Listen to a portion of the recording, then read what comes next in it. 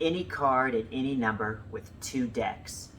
No memorization required. Okay, check this out. So, if you would, you're going to be the keeper of the cards. I want you to hang on to that blue deck. Make sure nobody tampers with those cards, okay?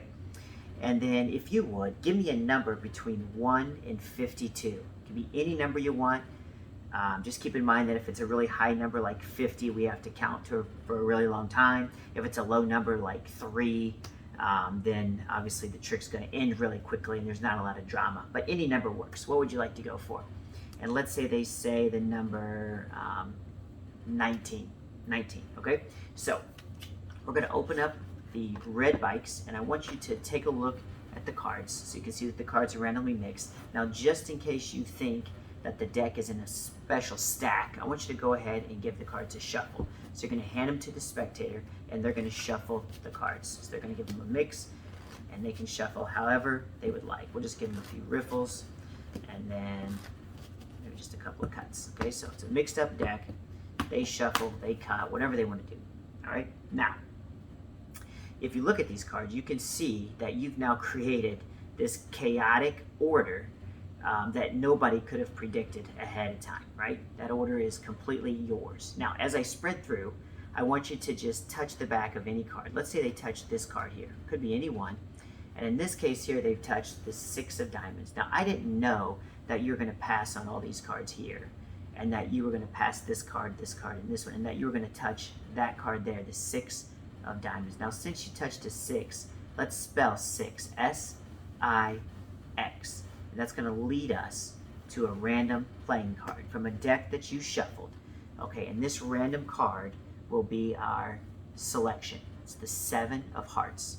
All right, the 7 of hearts, and you named any number, and you said 19. You've been holding the deck the whole time. I haven't went near it. Go ahead and open up the cards, unbox them, and deal down 18 cards face up. Deal the 19th card face down right here.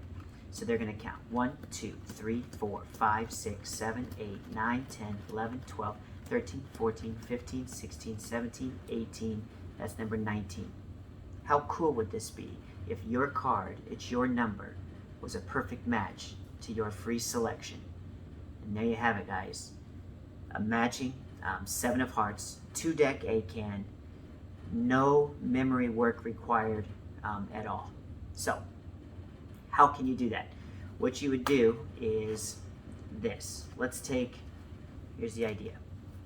You're going to take out the 10 of clubs and the 10 of spades, the 5 of spades. You're going to take out all the 10s and the 5s. Take out all the 10s and the 5s. I got the 10 of clubs. I'm looking for the 5 of clubs. There it is. So, got the clubs, hearts, spades. I'm looking for the 5 of diamonds. There it is. All right. You're going to take out your 10s and your 5s. Now, you're going to count down. This can be a shuffle deck. So you're going to mix these cards up. It can be in any order. So just get a random order. And then you're going to count down to 10. 1, 2, 3, 4, 5, 6, 7, 8, 9. And at the 10th position, you'll put the 10 of clubs. 11, 12, 13, 14. At the 15th position, put the 5 of clubs. 16, 17, 18, 19. At 20, you're going to put the 10 of hearts. 21, 22, 23, 24.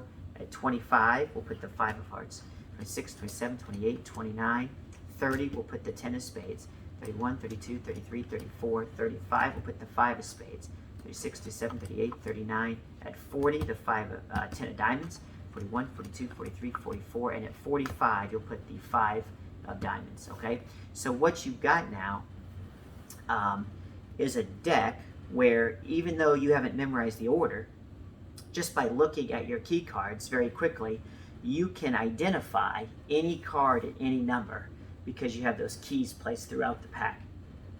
Now, I've used chased, so I know that the 10 of clubs, 5 of clubs combo is going to come first because so it's my clubs, then it's my hearts, then it's my spades, and then my 10 and 5 of diamonds would be last. And I know I'm hitting at the 10 of clubs is at 10, there's my 20s, the spades are my 30s, and the diamonds are my 40s. Okay, and if I need to go to the 5s, I just check. Now, whatever order these cards are in, you would now take the blue deck and just put them in the same exact order. Okay, and these cards can be boxed and off to the side. All right, so if you remember from the performance, this pack is being held on by a spectator. you ask them to name any number. So as soon as you take the cards out of the box and they say the number 19, immediately I know I'm going to be looking for the 10 of hearts because I know it's at 20, and I'm going to look for the card before it. So I'm going to spread the cards, and I'm going to look, and I see the 10 of hearts, and in this case, it's the Queen of Hearts. So I know the Queen of Hearts is the 19th card in the blue deck because I stacked it in the same order as these.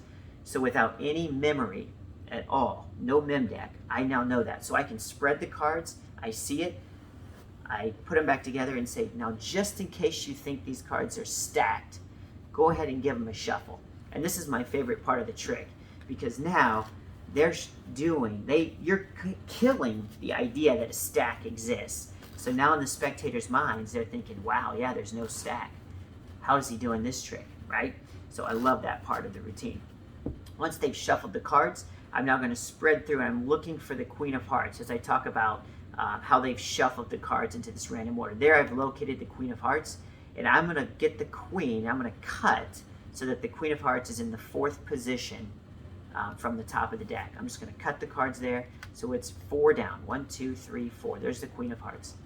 Now I'm going to ask them to just touch a card. We're going to use this as an indicator card. You could have touched any one, but in this case here, you've touched a 3. Now I didn't know that you were going to skip these cards or whatever. And what I'm doing here is the Bill Simon prophecy move. And since this is a 3, I would say, look, we're going to count 1, 2, 3 cards. Okay, because you had a 3. And this will be our random card. And now we forced the Queen of Hearts from the 4th position down using the Bill Simon prophecy move. Okay, so there's the Queen of Hearts. We'll put 1, 2, 3. We'll put 3 cards on top of it so it's in the 4th position. So just real quick, it's at position 4. Okay, so they're going to touch the back of any card, and you're going to turn your right hand and all the cards above the card they touched palm down, and you're going to clip that card between your thumb and the deck. Okay, and as you turn it palm up, you place these cards on top of the Queen, and by doing that, all you've done now is you've cut the deck, and it kind of disguises it really well. It's a beautiful move that's been around forever. It's almost self-working. And it does not matter which indicator card they touch. You can always get to the 4th card. So in this case here, if it's a queen, you say, look, you've touched a queen as the indicator card. We're going to spell queen, and you just spell Q-U-E-E-N. And now they're going to land on the Queen of Hearts. Okay? If it were a different card, so where's my Queen of Hearts? It's here with 3 cards on top. Let's say the indicator card they touched was the king. If it's the king, you're just going to move it aside and spell king, K-I-N-G, because king spells with 4 letters. So I hope you guys get the idea here.